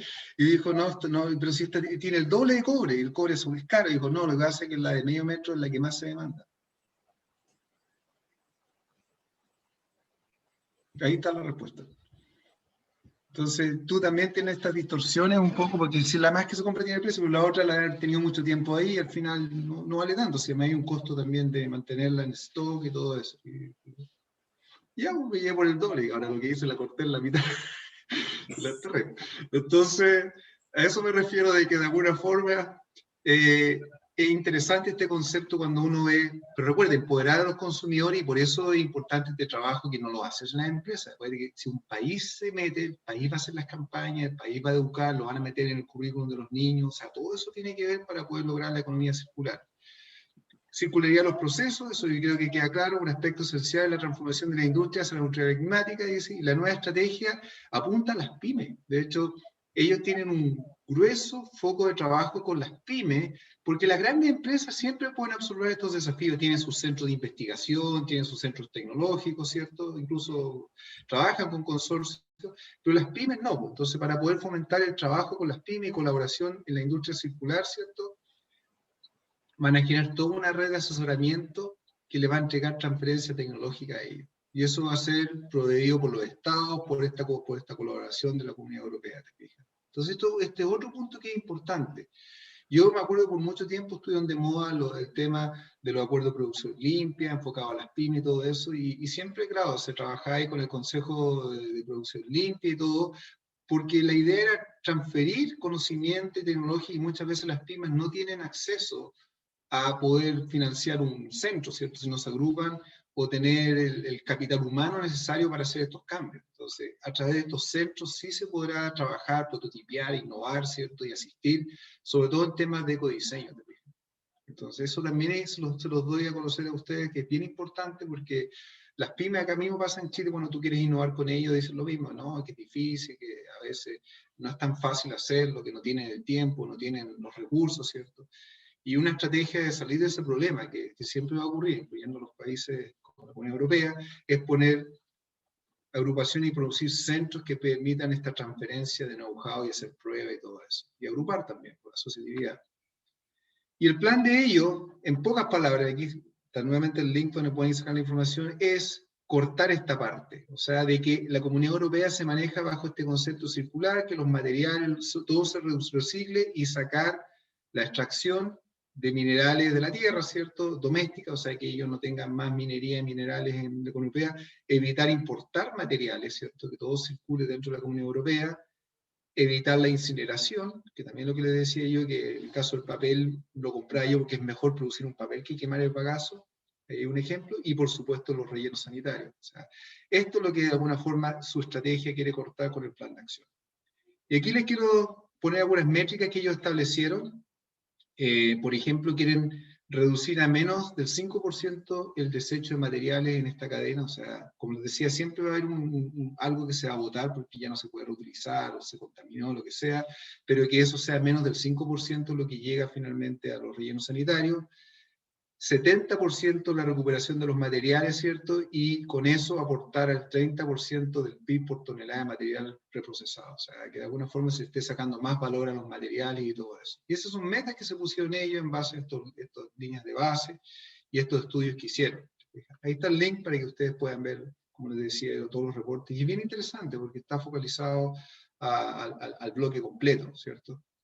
Entonces los cambios es pasar de esto a esto. Y fíjense que esto que está acá, ¿cierto? Que normalmente el símbolo de economía circular hay todo un tema que está asociado, se explica la parte biológica, la producción de material, el reprocesamiento en todas las etapas, se basa en esto, se fija que por un lado está el tema de que el producto se pueda reparar, ¿cierto? Que se pueda mantener en la cadena, ya sea refaccionándolo, cambiándole componente y todo eso, se pueda reutilizar o de alguna forma, o por último reciclar. O sea, la idea es partir de lo más básico, que el producto sea reparable. Entonces eso es lo que nosotros conversamos antes. O sea, tú diseñas un producto para que sea desechable, toda la consecuencia de que termine ya sea la basura o que no tenga un segundo uso es por el diseño. Entonces, si el producto se diseña modular, incluso se habla de productos que sean nuevamente como era antes, ¿cierto? Que tú puedas cambiar un componente, una tarjeta mucho más fácil y no sea este gran trabajo que muchas veces tienen que hacer sucios los servicios técnicos de poder reparar algo que no estaba pensado en eso, ¿cierto? Que se puede mantener lo más posible en la cadena, y por último, si no puede hacer ninguna de estas, es reciclarlo, o sea, recuperar los materiales y poder fabricar partes nuevas o nuevos componentes con esos materiales. Y por otro lado, está el tema de los materiales que va a recolectarnos, buscar alternativas para extraer compuestos, porque a veces dice, ya no lo puedo recuperar, no lo puedo reutilizar, pero puedo sacar sustancia o compuesto a partir de ese material y puedo producir productos de valor, ¿cierto? Que también ocurre eso, ¿cierto? Ya han habido iniciativas de proyectos donde se toman plásticos, se toman polímeros y se produce otro producto muy distinto y se le da valor, ¿cierto? Y la idea es eso, te fijas, generar valor al respecto. Por otro lado, se puede aprovechar energéticamente, fermentar, producir biogás, quemar directamente, ¿cierto? O se puede producir, como en el caso de mi proyecto, que estamos haciendo un biofertilizante, de incorporar a la tierra, cosa que pueda nuevamente producir materiales o celular, usarlo como un fertilizante, ¿te fijas? Entonces, eso es un poco lo que busca este concepto de la cadena que están detrás de la economía circular. Porque lo que yo quiero finalmente es minimizar las corrientes de desperdicio, o sea, tratar de definitivamente eliminar eso. ¿Se fijan? Entonces, no te da solamente un camino, o sea, primero es repararlo. Segundo, tratar de reusarlo, recondicionarlo lo más que se pueda, tratar de seguir manteniéndolo en la cadena, o sea, que entre al mismo proveedor, mantenerlo devolverlo a la fábrica para que lo pueda recondicionar, refurbish, como decía yo, o por último, que la misma fábrica lo pueda reciclar para elaborar componentes. Entonces, es un desafío, no todo lo tiene que hacer la fábrica, a veces estas fábricas están separadas y pueden asociarse con empresas que le pueden proveer las materias primas porque se encargan de reciclar, que es un poco estos modelos de negocio que se tratan de armar, y eso es un poco lo que busca esta corriente. Y aquí les voy a dar un ejemplo antes de que nos pasemos al taller. ¿Conocen este caso de la leche en Chile, sí o no? Yo siempre lo tomo como un ejemplo porque pasó en mi generación, o sea, en mi tiempo de vida, no es un tema así como, ¿se acuerdan esa imagen en blanco y negro? No, esto pasó mientras. Yo recuerdo cuando chico la leche venía en botella, de vidrio. Y así se vendía. Después pasó la comodidad de las bolsas de leche, ¿cierto? Y, ¿se acuerdan? Venían en unas bolsas, todavía venden algunas, los yogur vienen todavía en estas bolsitas, algunos que no los compra como por litro, ¿cierto? ¿Se acuerdan? Reacciona, levanta la mano, cualquier cosa. Y ahora prácticamente toda la leche que se vende en Chile viene en estos Tetra Pak. Que nuevamente debo de morder la lengua, porque en tiempo de que uno va a comprar al supermercado cada 2 meses, que es más o menos lo que va a durar nuestra cuarentena, es súper conveniente, porque antes la leche duraba 4 días en bolsa. Entonces, ¿qué pasa con eso? Cuando uno diseña un producto, ¿cierto? Tiene que usar este proverbio que está abajo, o como quiere llamarlo como principio, que el envase debería ahorrar más de lo que cuesta, ¿sí o no? O sea, cuando alguien dice yo voy a incorporar una bolsa plástica que me vale 5 pesos, en realidad esos 5 pesos no es el único costo que tiene, también tengo que considerar el costo de la disposición y el costo de la reconversión de este material para cumplir esto. De lo contrario, estoy siendo irresponsable acá y la economía de un solo uso, ¿cierto? Entonces, en este principio, ¿qué ocurre? De que cuando uno, por ejemplo, quiere reincorporar la cadena o quiere reutilizar o reciclar falsamente esto, porque se acuerda que ustedes lo plantearon, ¿qué hago con todos los Tetra Pak? Y yo sé que la ciudad de Concepción no está recibiendo los Tetra Pak para reciclar los puntos limpios. Dicen que hay, pero lo que hacen es que los juntan y se van al relleno sanitario. Y es súper complejo acá en Chile reciclarlo, porque se han tratado de innovar y buscar distintas cosas. A lo mejor ustedes conocen alguna innovación más allá de llenar los muros como aislante térmico de este material que se los mencioné, pero implica pasarlo por muchas etapas de recolección, logística, lavarlo, segregarlo, molerlo, limpiarlo, separar los materiales para recién recuperar esto, que es un poco el proceso que hay detrás del Tetra Pak.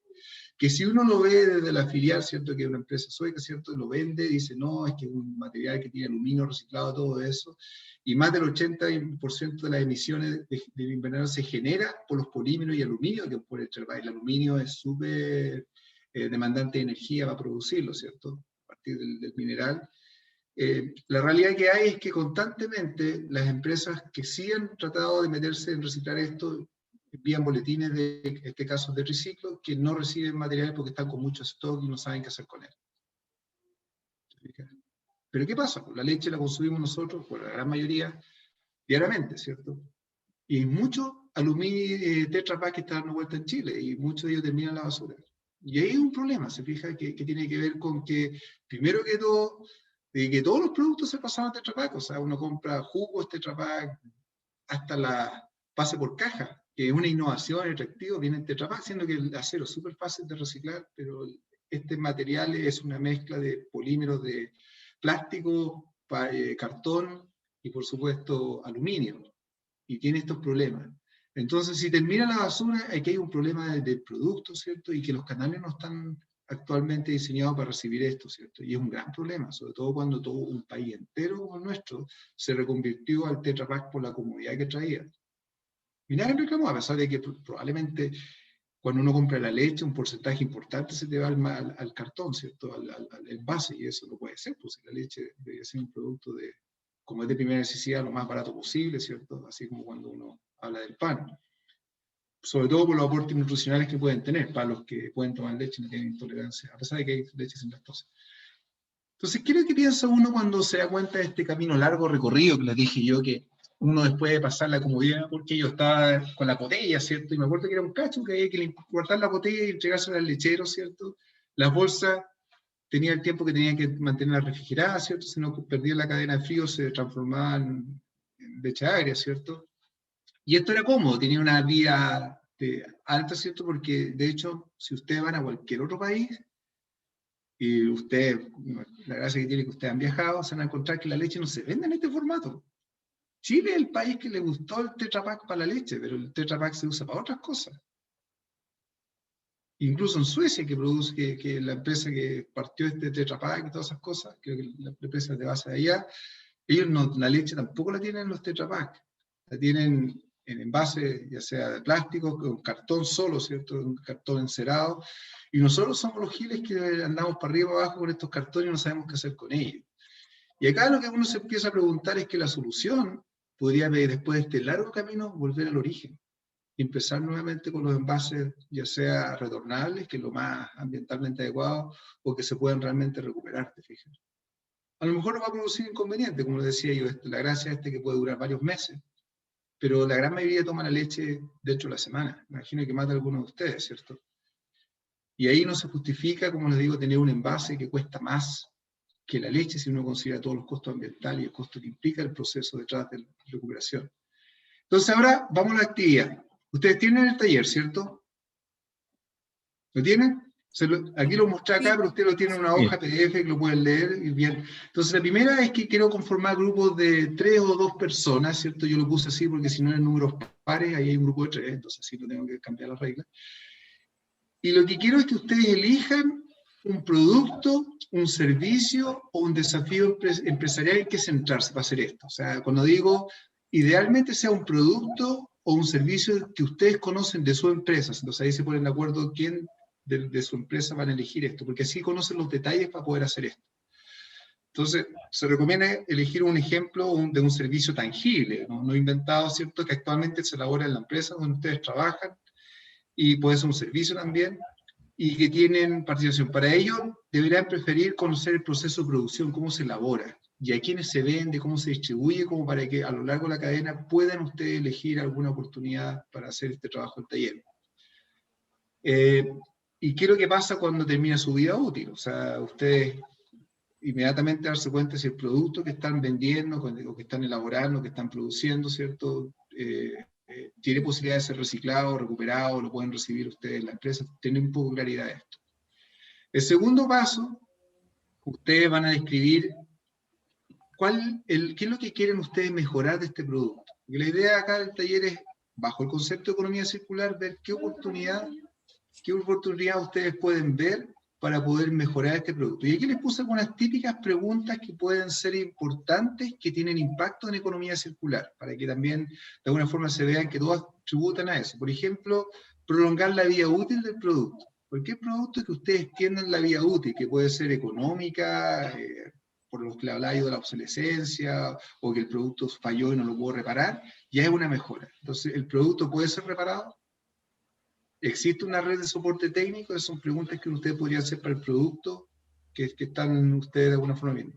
¿Puede facilitarse el proceso de reparación por parte del propio usuario? Que también es importante. O sea, yo a lo mejor podría entregarle un tutorial o un kit de remanufactura para el usuario, ¿cierto? Y eso existe en los países, que existen los kits para poder cambiar los componentes yo mismo, hacerlo en casa con usted mismo, porque es relativamente simple. ¿Puede ser diseñado el producto de forma modular para intercambiar componentes? O sea, me refiero a que si me falla un componente lo puedo sacar y le puedo poner otro y cambiarlo. Si me falló un juguete, una rueda, le puedo cambiar la rueda, si vende el kit, por dar un ejemplo. ¿Se puede entregar garantías de soporte a lo largo de la vida del producto? Fíjense que eso también es una medida de economía circular, que yo te entrego una garantía. Si el producto te falla, tú me lo entregas y yo te lo reemplazo por uno nuevo. Hay productos que vienen con esa garantía y uno se pregunta ¿por qué? Porque se quiere hacer responsable del problema que se genera cuando te falla o te están diciendo que el producto se diseñó con calidad. ¿Puedo acceder al fabricante para reemplazar o regenerar mi producto? Esas son las preguntas que ustedes se pueden hacer para el paso 2. Otras consideraciones, ¿puedo utilizar residuos o materiales reciclados para elaborar el producto? A lo mejor la solución va porque parte del producto yo lo puedo recambiar con un material reciclado o un material que pueda ser reciclado, ¿cierto? ¿Puedo obtener estas materias primas locales? A lo mejor el producto puede ser el mismo y lo fabrico con materias primas locales. Acuérdense que era el otro principio de la economía circular, que era la localidad, o sea, de trabajar, porque implica que ese producto no viajó largas distancias y por ende emitió una gran cantidad de gases de efecto invernadero, que es lo que se busca con la localidad. ¿Puedo reducir la generación de residuos cuando elaboro el producto? Y eso implica a lo mejor cambiar el proceso. Ustedes conocen bien el proceso, cambiar una máquina, cambiar un componente, ¿cierto? ¿Puede el producto producir ahorro al ser más eficiente energéticamente? Porque yo les decía que a veces el producto es económico al comprarlo, pero es caro al usarlo porque no es muy eficiente. Y eso implica que me consume en mi casa energía, y eso, por supuesto, que es el problema que tienen las viviendas sin aislación, ¿cierto? Que son más económicas cuando uno las compra porque no tienen los materiales, pero a la larga te sale caro porque la tienes que calefaccionar. Y finalmente, ustedes tratan de identificar todas estas preguntas, en qué elementos ustedes pueden aportar a la reparación, a la reutilización, ¿cierto? O finalmente, como decía, al reuso o la reelaboración en la fábrica, ¿cierto? O simplemente al reciclaje. Y por otro lado, si ustedes no pueden reciclarlo, no pueden, ¿qué otra salida le pueden dar al producto para evitar que se vaya a la basura? ¿Cierto? Por ejemplo, ¿han escuchado de los plásticos madera, cierto? ¿No coloraste compuestos? El plástico madero surge, hablamos que es un polímero que mezcla el plástico con celulosa. Y cuando uno ve el origen de eso, por eso lo voy a terminar antes que ustedes empiecen a trabajar y le asignen los grupos, se genera el problema de que cuando se empezaron a reciclar en los supermercados las bolsas y los plásticos y todas esas cosas de las bolsas de los supermercados, muchas de ellas llegaban con las boletas de compra, los recibos de compra. Y más de alguna vez toma la cuestión de dejar el residuo dentro y lo bota. Entonces, cuando empezaban a procesar estos volúmenes grandes, se dan cuenta que se les empezaba a contaminar con celulosa. Y eso con un proceso de plástico fatal, porque implica que perdiste la materia prima porque se te contaminó. Y eso o lo botaba o le buscaba otra salida. Y alguien dijo, bueno, ¿qué pasa si le agregamos más polvo de celulosa, ¿cierto? Y fabricamos un producto distinto que el plástico celulosa. ¿Y cuál es la idea del plástico madera? Que tiene la propiedad estructural de la madera, pero no te lo comen los bichos ni se degrada con los hongos que le pasa a la madera. Entonces con eso empezaba a construir como estructura en las terrazas, muebles y un montón de cosas que pueden estar en la intemperie. Entonces, significa que esa innovación sale de un problema que se te genera en los procesos de reciclaje. Entonces, a eso me refiero, que si no pueden buscar una solución de recuperación, también a los desperdicios les pueden buscar una salida que implica no botarla a la basura, ya sea elaboración de otro producto, fermentarlo, producir energía, como les decía yo, producir biogás, o que por último revalorizarlo energéticamente, o producir un compost o algo que termine en el suelo, ¿te fijas? Que sirva como nutriente para incorporarlo al suelo. Esa es un poco la idea de este taller, que de alguna forma usted. Y el paso siguiente es que, dadas las consideraciones del paso anterior, jerarquizar cuál de estas cosas es más factible que pueda ocurrir, porque puede ser más de una idea, por eso la idea es que sean 2 personas o 3 personas para que puedan tirar varias ideas y ver cuáles de estas ideas podría ser más factible que se pueda implementar, de hecho, en su proceso. Porque no necesariamente implica que tenga que rediseñar todo el proceso, pero a lo mejor buscar una salida a los subproductos, mejorar parte del proceso. Y puede decir que está toda la visión Lean, muchas veces, que habla de poder reducir la corriente de generación, por ejemplo, de residuos en la elaboración del producto, y eso también es economía circular.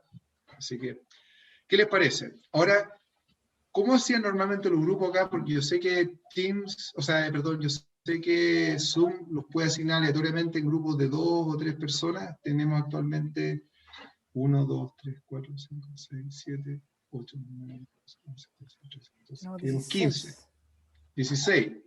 Entonces pueden ser grupos, 16 tenemos, sin considerarme a mí, por supuesto. Claro. ¿Sí? 16. Para que van a quedar 5 grupos de 3. Diego, cuéntame. Que sabes que la Paula está a doble clase, entonces ideal que la dejé en el grupo mío. Está con la clase del INTI, es que tiene una dualidad de generaciones. Ah, ¿cómo estás, Paula? ¿Cómo te va? Sí, gusto saludarte. Entonces, ¿qué problema tiene ¿Pero la Paula está tomando este curso también? Sí, Sí, pero lo que pasa es que es el mismo horario. Estoy ahora ya. también Pero en la clase con solo por hoy. Ah, ya, Solo no hay por ningún hoy, problema. solo por hoy. Pero Sí, si la podéis dejar en mi grupo para que... sí, ni un problema. Ya, mejor. Ya. Digo, sí, no hay un problema. ¿Y les parece que no sé si se puede asignar voluntariamente, porque yo sé que la función es aleatoria, o se puede asignar? Se puede hacer manual.